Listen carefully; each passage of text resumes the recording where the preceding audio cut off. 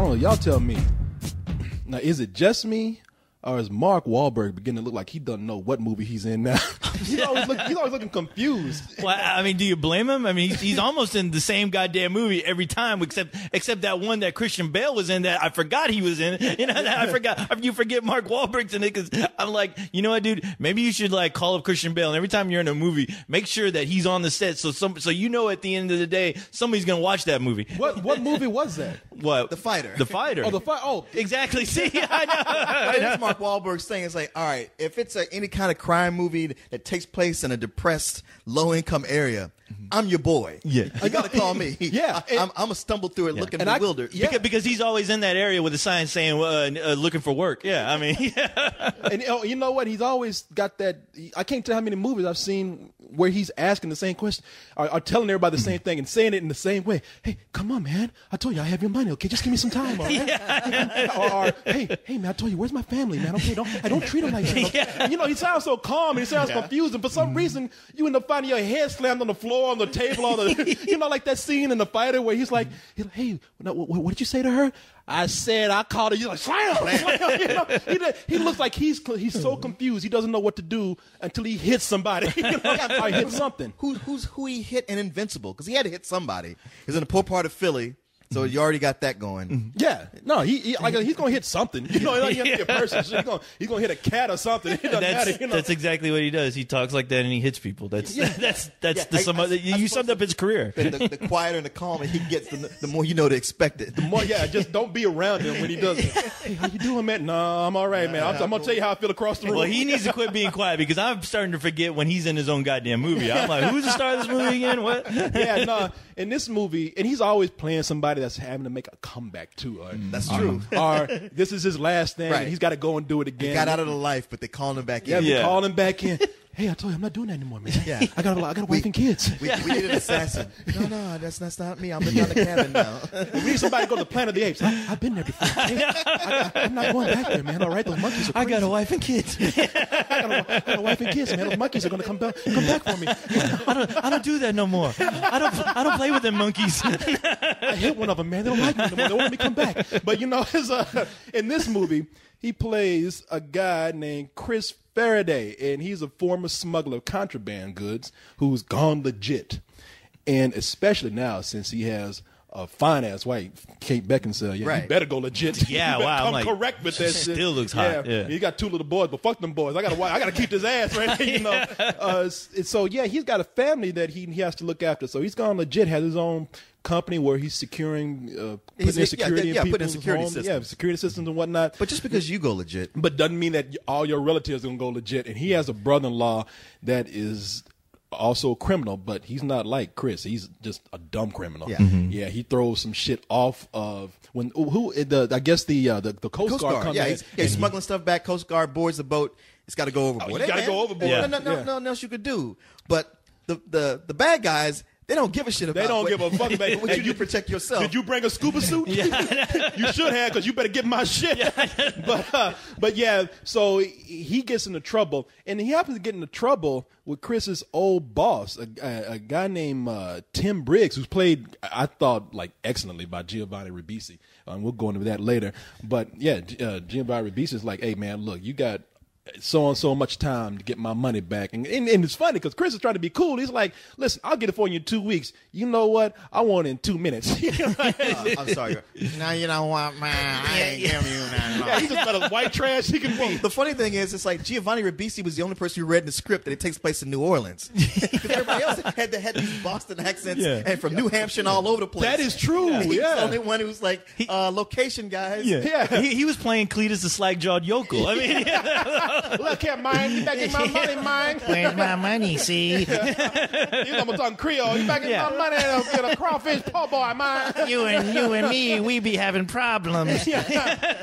So, you know, Chris is like, all right, I'll go ahead and do what I got to do. But it becomes personal when the family gets brought in. You don't fuck with Mark Wahlberg's family in any movie because that's when you get that scene. That's when the tension mounts. You messing with my family? See, now I got to hit you, man.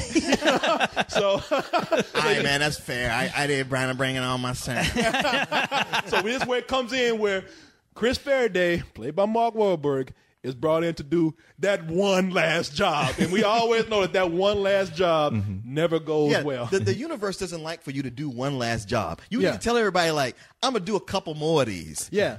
And you do that one and you stop. You don't let anybody else know that this is your last The universe gets mad because it's like, motherfucker, you told me that last one was the last time. No, it ain't going to be easy now. I got to fuck with you a little bit. Like potato chips. You can't just have one. You know, one of the things that I like about this movie, and I was reading up on the film before we went to go see it, and I haven't seen the original. The original is made by a director from Iceland, I believe. I'm looking up his name right here. I dare to pronounce it. This was actually one of the easier ones, I think. Baltasar Komaker. Nope. What is it? I don't know. Hey, I believe you because I'll fucking name up in a minute. I'm sure that's right. I'll Mark Wahlberg name in a minute. What was his name? Bulbasaur? That Pokemon? Call him Squirtle.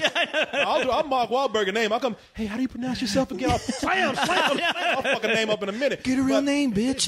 The director was he played the lead guy in the original. Really? Yeah, and so. But it played in Iceland, so 12 people saw it. And 2 of them were Polish. Hey, that's gonna be 10 more than what the people here get. No, it has. I don't know what the original version is like, but this one, what I like about it is that it has a very gritty feel to it that adds a little bit of realism to it. Now, the grittiness in the realism comes from the shaky, and I believe it almost looks like digital video. Now we have digital video that almost just it's a fraction away from looking exactly like film, but here it looks like it was one of the they either tried not to hide the look because they wanted that in there, or it just came through because it was so much there was so much shaky cam going on. It felt like you were watching kind of a low budget kind of gritty film, but saying that, I did have an issue with the camera work. The camera work at times was like, I honestly was like, okay, what did somebody get their cousin to work on this? Because the camera kept on kind of zooming in and zooming out. So when people were talking, the camera was like kind of going everywhere. It had a mind of its own.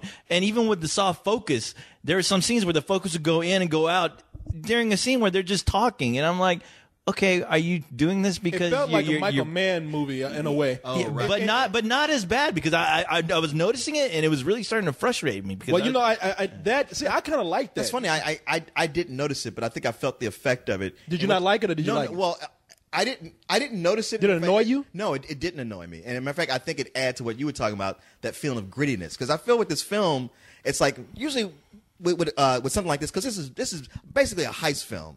And heist films, they always make them look sleek and glamorize them to where, like, man, I wish I was on that heist.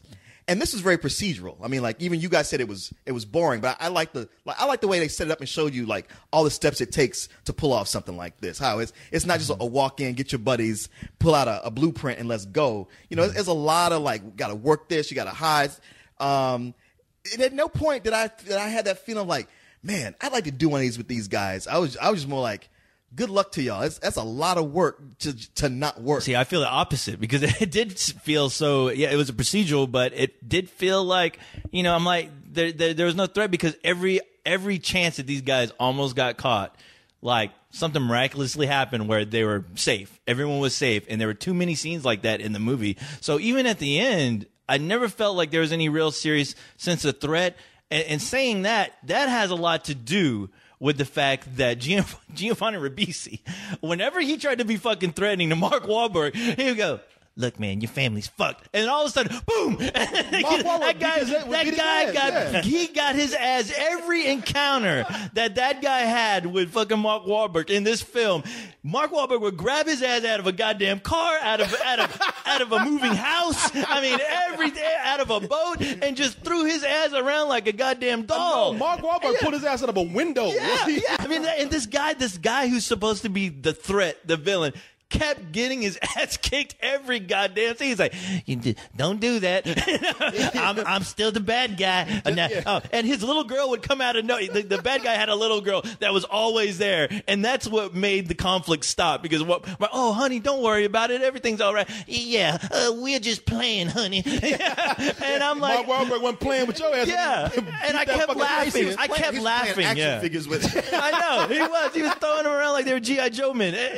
I mean, and that was a serious problem for me because I was like, this guy is a joke. He's a joke of a villain. He's so laughable. The movie was starting to become a comedy, and I was dying for Giovanni Ribisi to show up because he was the funniest part. He gave this movie life. Yeah, he was, right? You know what? I love him. I love him in this movie. He's my favorite character in the movie. But yeah, ineffectual. You know, with a capital I. Couldn't do shit to do anything in this movie. But you see, man, a lot of the characters I like, and part of that realism was when they. Okay, so. It was almost like a more realistic gathering of criminals than what they would do in Mission Impossible. You know, they get the team together in Mission Impossible. Yeah. And, of course, that's an overblown action flick. There's no realism to it at all. The characters, at least here, when they're getting that team together, they had to get a crew, an inside crew, to go onto a boat so that they could go and get this contraband and bring it back over. It's an inside job. And the crew, you know, they're just a bunch of guys, man. You know, you can tell these guys are like, probably bad career criminals. They've been to jail once or twice over something, but they don't know anything else to do. A completely corrupt system because, like, even the guys they're trying to hide things from, they're crooks too. Yeah, but you know, I like that they were pulling these career criminals together that felt real. Now, what you just said, it undermines everything I like about the movie. All that realism, all that interaction between these characters who felt real. It's that plot is still a stupid action flick, and I mean, and it's ridiculous. And like I was saying, if you could, I don't have to pay attention to that if you could keep the movie going. But yeah, the movie was just too slow for me in the first half. You said you falling asleep. I was falling asleep too. When they get on that boat, there is well, you say it's procedural, but it's almost that way to a fault for me. It's like, man, I don't need to have all that explained to me. You know, y'all can move a little faster here. I don't know. I can't think of any other movie that explains it. So to me, it was like, okay, this is something new. You know, you're showing the heist in a way that's much more on the scale of realism and showing what it takes to do it. And I appreciated that. And I like the fact that they're in something where, okay, we'll get in and get this and get out. Oh shit, this just went wrong in a bad way. All right. Let's do this thing. Oh fuck, now it's turning sideways. All right, that's all right. All right, we'll take care of this and like, shit, and we're gonna get out of this. Oh, you know this situation? What? No, the movie does pick up when they have to go to Panama. Yeah. And once Diego Luna comes in, who is his crime lord in Panama, and he just tells them right off the bat, he's like Mark Wahlberg, his timing is just shit. Like he walks in right when it's like, hey man, we're about to do this suicide heist. You know? And guess what? You're gonna help us. Yeah. And the movie has this set piece in the center where this is this heist that just goes bad, but it's incredible to look at. I thought that, you know, I woke up at that. You're absolutely right. That moment in that movie, that was the most engaging, most thrilling part of that film. But too bad it was just a little. It was almost like its own mini film within a film. Because as soon as Diego Luna shows up, that guy. I was like, wow, this guy already has charisma. I already want to know more about his character. Well, you know what? More so than everybody else. Yeah. He's the threat that we didn't have before. Yeah, you're absolutely right, and he was the most interesting thing. But you know, like it's his little short film within that film, it didn't last long enough, and honestly should have, because it was the more interesting aspect of that. But yeah, it just came too late in the film for me to really enjoy it, because you know what, honestly, all the situations that these guys are getting into, all I kept thinking was that there's this one character in this movie that is making all this shit go completely fucking wrong. And there's a point where I'm like, you know what? Get rid of that fucking character. I don't give two shits if he's your family or what. This guy is doomed to fuck up for the rest of his life. And not only fuck up his life, but fuck up your life in ways that you can never dream of. Get rid of his ass in the first 10 minutes of the goddamn film. I hated him so much. It made me annoyed at the movie and that character. And it's almost like if he was your brother, you could just do it like, look, man, I'm sorry. This is how the way it goes. But your wife's brother, that kind of leaves you stuck. Yeah, because you ain't going to get to fuck that night. Yeah. You don't bring a brother along. You really gonna upset Kate Beckinsale? Now that you finally. Hey, what she doesn't know won't hurt her. You know what though? The character didn't annoy me. The actor annoyed me, and he can't even help it. I feel bad for having him annoy me. Yeah, his face. It's Caleb. The kid is named Caleb Landry Jones. I remember loving him in As the Banshee? Last Exorcism. Oh, then he was that? Banshee in the last X-Men movie. But that kid looks like a wet fish, man. He does. I mean, it's just like he looks like a wet fish that's begging to be put out of his misery. Yeah, I'm just like, chop the head off and cook the body already. You know, chop the head off, donate to science to figure out what the hell's going on with that, and then, do whatever. goddamn right. That kid is a mutant. Yeah, but yeah, it's something about him that it was just grating me throughout the whole movie. But I was like, you know what? Maybe that's good though. Maybe it's grating me in a good way. Because I mean, the whole audience was having the same reaction that we all were, as every time that kid fucked up, you're like, well, he's supposed to. Yeah. But you know what? I would say after they got out of Panama, there's another situation that's pretty intense. In that midsection, you're right. It is a little mini movie part of this film that I enjoyed a lot. But right after they get back to shore and they have that just few minutes of suspense, it goes back into a pretty much derivative action film, and that's what I didn't like about it. Well, okay, and fair enough. I mean, I mean, unlike you guys, I liked the first half. I liked that it was. I mean, first off, I like the fact that hey, this movie wasn't a sequel to Shooter or Max Payne. It actually is a different movie than what it looked like from the trailer. I was like, man, fucking lazy ass Mark Wahlberg. You don't keep making the same movie. Like, all right, this is actually a more somber heist film, and it's giving me some stuff I hadn't seen. And yeah, you had that intense part with Diego Luna, and I was curious about where it was going to go. And you know, I love having character actors like Giovanni Ribisi and Ben Foster. Like Ben Foster just said, like, well, shit, as long as Ryan Gosling is around, I ain't gonna never get to be a leading man. So I guess I'm just. You're absolutely right about that. And Ben Foster, no matter if he's a good guy, or bad guy, he's never a good guy. But he just looks slimy. You know, they should have cast him as Gollum. You know, I mean, it's like.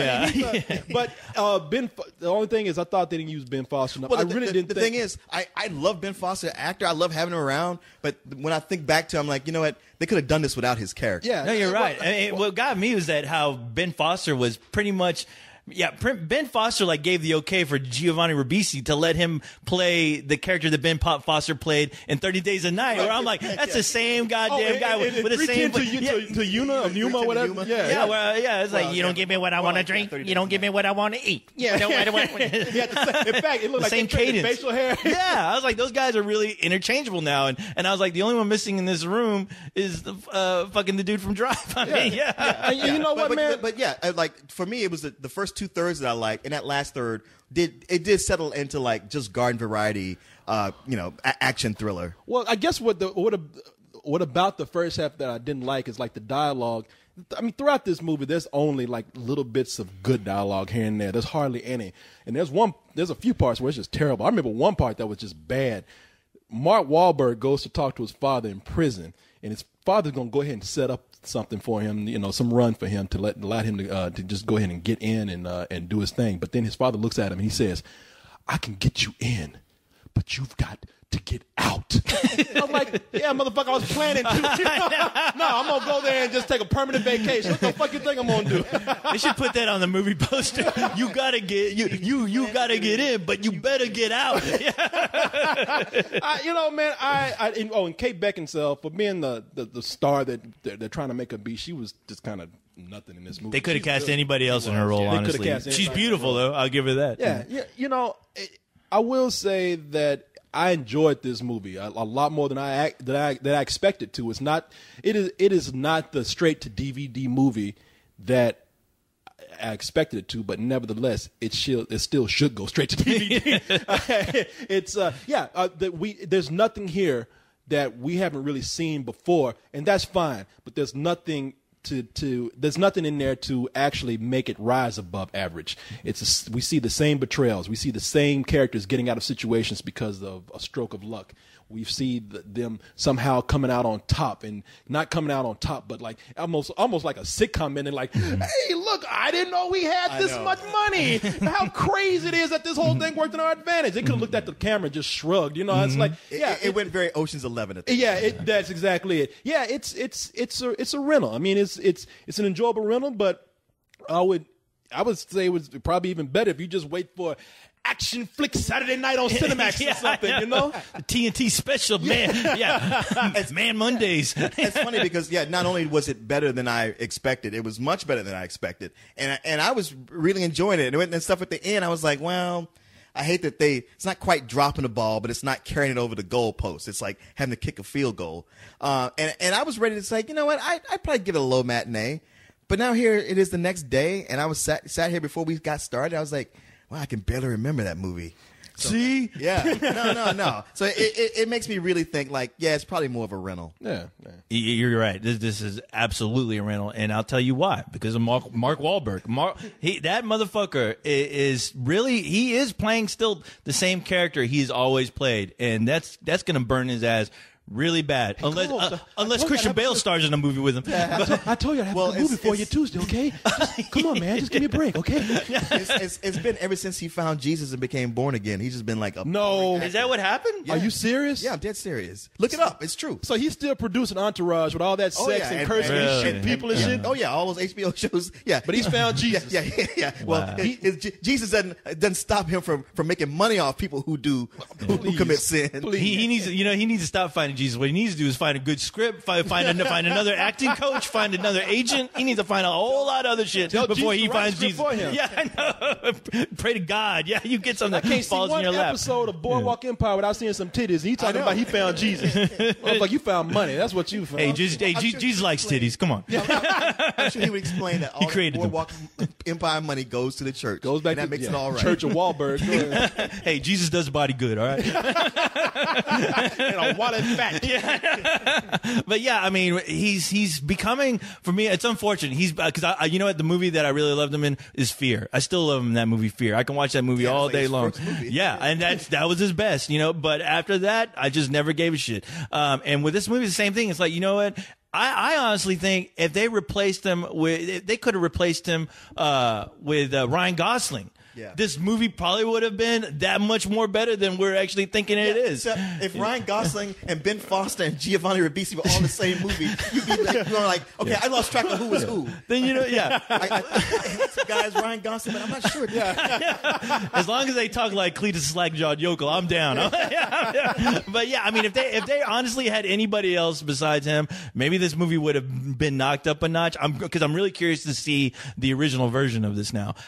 Because it did become just another average, typical heist film that you can see on TNT, and you know, there's been other heist films that have been better. Sure, it got the look down of grittiness, but I don't give a shit. I can go to that goddamn town where they filmed. I'm like, oh, this is all the gritty I need. But I thought about that Paul Walker movie, Running Scared, which seemed like it was going to be just another garden variety action movie, and yet it somehow ended up being something special. Where you're like, God damn. And that, you know what? That's what Wahlberg needs right now. But unfortunately, it's just like that movie. It's going to come way too late. It's going to come to the point where, you know what? Nobody gives a shit. And while Mark Wahlberg, I really do like Mark Wahlberg. Except Mark Wahlberg does Mark Wahlberg in every movie. He really we does. need a movie to make Mark Wahlberg cool. You know what I mean? We don't need him to do anything different. We just need something to pump him up a little bit. We need a director to throw his ass around like he did Giovanni Ribisi and get his ass to act and do something different. Yeah.